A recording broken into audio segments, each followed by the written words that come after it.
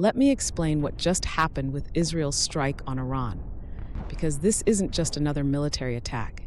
It's a carefully calculated move in a much bigger game. See, for decades, Israel and Iran have been fighting this shadow war. Think mysterious explosions, cyber attacks, assassinations, the kind of stuff where everyone knows who did it, but no one officially takes credit.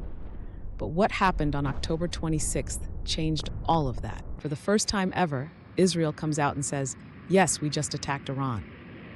But here's what makes this fascinating. Look at what they chose to hit. Over here, you've got Iran's nuclear facilities, their oil terminals, all these high-value targets that everyone expected Israel might go after. But instead, they went for these military sites, specifically targeting their Russian-made S-300 air defense systems. Now, why is this important? Well, think about what air defenses do. They're like a shield protecting your country. By taking out these systems, Israel's basically saying, we can now fly wherever we want in your airspace. It's like removing the lock from someone's front door. But there's something else going on here that's really interesting. See, Israel's Prime Minister Netanyahu had been talking about this historic opportunity to deal Iran a major blow. His political rivals were pushing for this massive strike that would cripple Iran's nuclear program. But instead, they go with this more limited attack. Why? The answer lies over here in Washington. Look at the calendar. We're just days away from the US presidential election. Israel had two choices. They could either coordinate with Biden and do a limited strike, or they could go big and risk angering their most important ally right before a crucial election. The way they carried out the attack tells us even more about their thinking. Israeli jets flew about 1,300 kilometers. That's like flying from New York to Chicago, and launched these special air-launched ballistic missiles from way outside Iran's defensive range.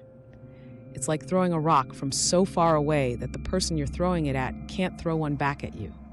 But here's where it gets really interesting. Israel doesn't have many of these long-range missiles.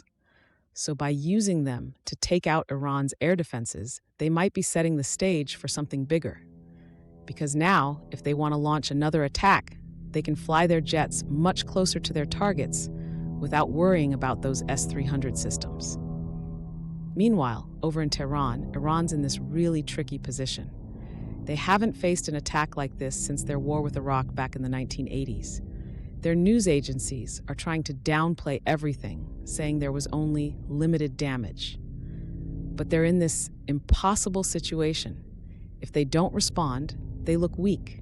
If they do respond, they risk an even bigger Israeli attack, especially now that their air defenses are damaged. And all of this is happening while Iran is watching the American election super carefully, because whoever wins that election, whether it's Harris or Trump, could completely change how this whole situation plays out.